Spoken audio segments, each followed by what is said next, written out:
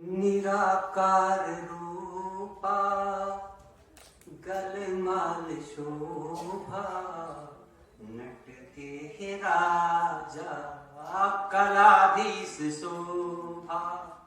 निराकार रूपा गलमाल शोभा नटते हे राजा कलाधीश शोभा। चित्त में बसा है बस नाम तेरा चित्त में भास को माना और मैं 13 नाटकों की रचनाएं की और उन 13 नाटकों की जो रचनाएं की उसमें स्वप्न वासुदेवतम है, ऐसे बहुत सी रचनाएं जो हैं वो आई हैं और उन रचनाओं के बारे में मैं संस्कृत के एक मधुर स्वरचित गीतियां वासुदेवता कथा या भासेन सा सासुपाता कथा किंतया कर्णिका। सासुपाता यानी हमारे आंखों से सदा भरे कथा किंतया कर्णिका, क्या आपने सुनी इसकी कहानी? इसका मेरा कहने का अर्थ है कि आपने वासुदेवता की कहानी के बारे में सुना। जब उनको एक जब मरने का समाचार उद्यान तक पहुंचता तो मूर्छित हो जाते, बेहोश होते हैं। इस तरह का ये एक दर्द भरी कहानी। यत्र पद्मावती यत्र अकोपना यत्र अवंतिका यत्र धर्म प्रिया। दोबारा उद्यान को राज्य पाने के लिए उन्हें दूसरे विवाह की सलाह दी जाती है, पद्मावती। ये बात इसलिए मैंने इस एक गीत के माध्यम से कहा। कालिदासे न भा मेघदूते न या यत्र यक्षव्यता मेघदूतम कथा। यहाँ पे मेघदूत की बात इसलिए मैंने की है क्योंकि हमारे यहाँ पे एक यक्षगान, जैसा कल्पी साहब बहुत अच्छे जानते हैं, हमारे ये दक्षिण में एक यक्षगान की परंपरा रही है, वो गाया जाता है। आप ये भगवान शंकर को देखते हैं, नटराज भी कहते हैं। और मैंने स्वरचित अपनी जो भगवान शंकर की आरंभ मंगलाचरण में, इसीलिए मैंने मंगलाचरण भगवान शिव से अपना मंगलाचरण शुरू किया है कि भगवान नृत्य के और नाटक के ये सब इन्हीं की कृपा से होता है। एक नाम नटराज भी है, ये भगवान शंकर का ही एक है। आपने नृत्य देखते होंगे, शिव तांडव का नाम सुना, शिव तांडव स्तोत्रम, ये सब इसी के सब पर्याय है। तो इसलिए ये जो है ये बात जो मैंने आपको बताई है, ये यही कहना था कि मेघदूत जो आता है यक्षगान, मेघदूत में यक्ष जो है अपनी विरह में गाता है और विरह में गाता है। तो मेघदूत कालिदास का लिखा बहुत अच्छा काव्य है।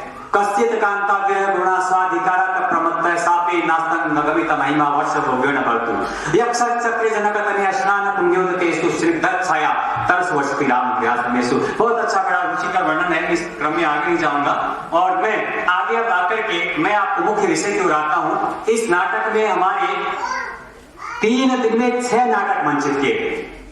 पहले दिन 10 तारीख को 2 नाटक हमारे यहाँ पे मंचित किए गए, जिसमें पहला नाटक था गुणाकर विक्रमादित्य। पहला जो है सिंहासन द्वात्रिंशिका, सिंहासन 32 से ये नाटक हमने लेकर के उसको रूपांतरित किया और इस नाटक का रूपांतरण किया गया है। ये नाटक बहुत ही अच्छा एक उपदेश दिया है कि सर्वस्व विक्रमादित्य सब कुछ दान में कर देते हैं और इस संसार को असार मानते हैं। तो ये बहुत ही अच्छा नाटक खेला गया है। दूसरा नाटक था प्रदूषण पर वाद जीवन और कुशाल। प्रदूषण पर करारा बिंदी है, दिल्ली में तो आज आप भी देखने में रोजाना समाचार पत्र में आ रहे, ये इसी पर केंद्रित था।